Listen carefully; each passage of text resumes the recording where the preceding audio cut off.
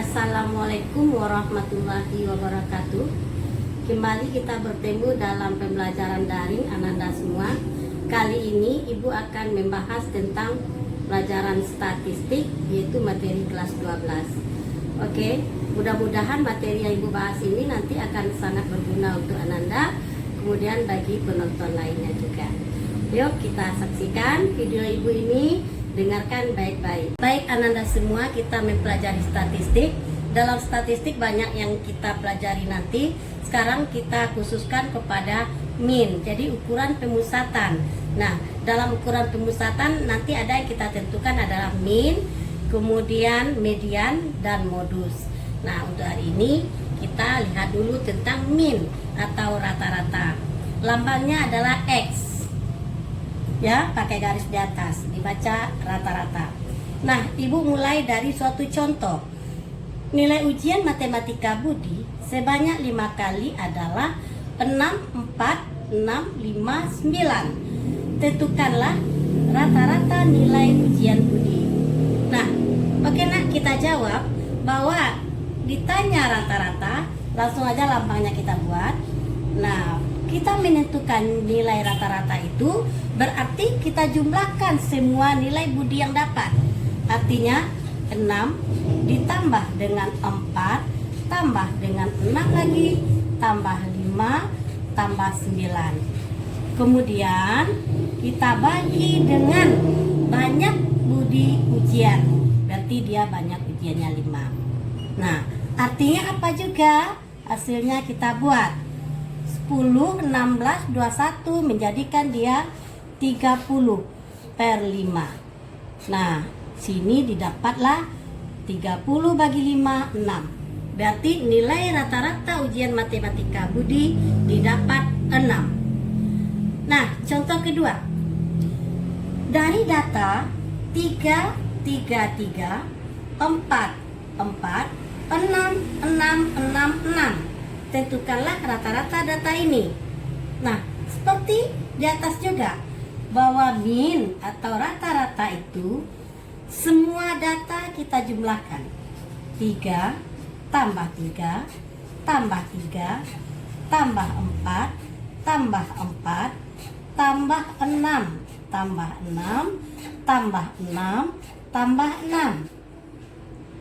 Oke, pembaginya kita lihat berapa banyak data itu. Artinya 1, 2, 3, 4, 5, 6, 7, 8. Ada 9 kali data itu muncul. Ya. Nah, ini hasilnya kita jumlahkan.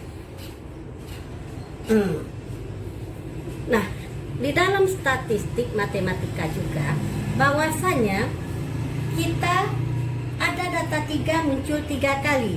Boleh kita buat 3 kali 3 ditambah 2 kali 4, data 4 muncul 2 kali, tambah 4 kali 6, ya, dibagi dengan 9.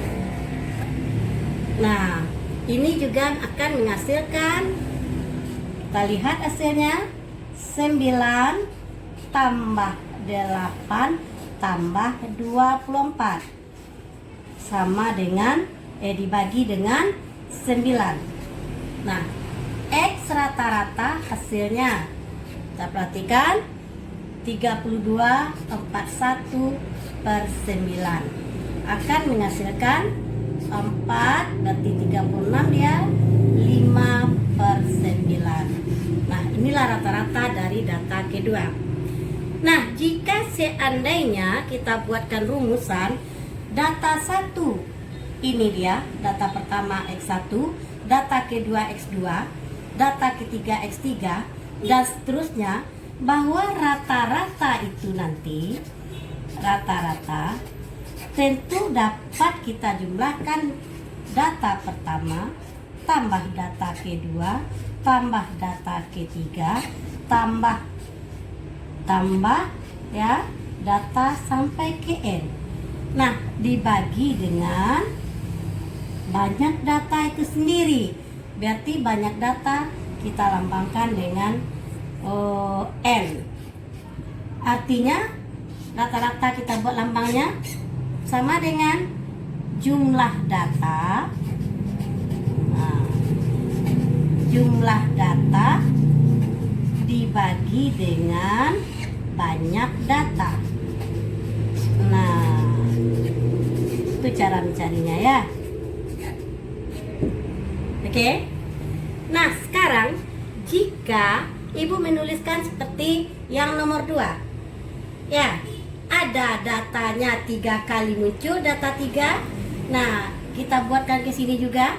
Seandainya data itu ada berfrekuensi, namanya ini frekuensi data 1 kali data 1 tambah frekuensi data 2 kali data kedua sampai selanjutnya fx kali xn dibagi dengan n, banyak data.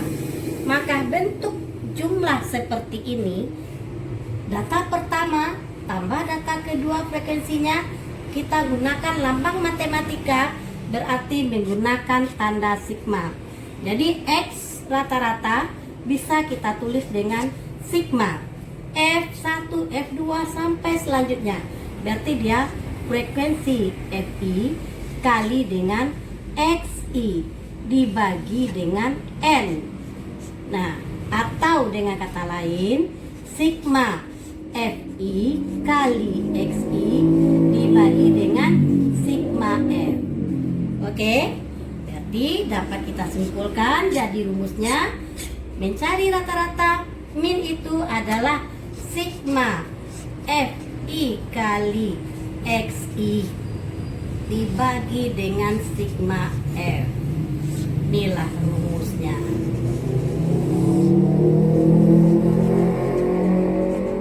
Menentukan min itu sendiri.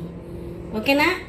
Nah, jadi dari 2 contoh nanti berlakulah rumus X rata-rata adalah sigma Fi kali Xi per sigma F. Nah, data ini Ibu tampilkan secara jajaran, bernama dia juga data tunggal. Jadi data tunggal tampilannya jajaran. Ada juga data tunggal tapi ditampilkan secara distribusi data tunggal seperti ini. Distribusi data tunggal. Nah, kenapa dia dikatakan distribusi data tunggal? Karena data itu sendiri sudah frekuensinya dikelompokkan. Tentukanlah rata-rata dari data di bawah ini. Nah, ini data 6 sampai 10. Nah, ini frekuensi dari masing-masing data itu sendiri. Nah, pertanyaannya tentukan rata-rata. Sama dengan rumus yang seperti data jajaran, bahwasanya sigma bahwa X rata-rata itu sendiri sama dengan sigma Fi kali Xi dibagi dengan sigma F. Nah, kalau gitu dalam data yang seperti ini tampilannya, kita ambillah, kita carilah dulu sigma F kali Xi ini. Nah, berarti kolomnya di sini F kali X, ya. Xi berarti dari 1 sampai berapa datanya? Nah, kita kalikan 6 kali 3 berarti dia 18. 7 kali 15 berarti dia 105. Kemudian 16. Kemudian 54 ini perkaliannya. Dan ini 40. Kena? Semua data X kali F, ya. Nah, mana yang diminta oleh rumus ini? Artinya kolom dari Fx kita jumlahkan dia, bernama dia sigma Fx. Hasilnya kita jumlahkan semuanya akan menghasilkan 233. Nah, inilah nanti akan kita bawa ke sini. X rata-rata sama dengan sigma F kali X berarti 233 dibagi dengan sigma F. Kita perhatikan lagi data kita. Berarti sigma F inilah yang kita jumlahkan. Kita buat di sini sigma F. Nah, kita jumlahkan 18, 20, 26, 30. Nah, ini dia. Nah, berarti ini dibagi dengan 30. Oke nah, berarti rata-ratanya didapatlah 233 dibagi 30, 7,77.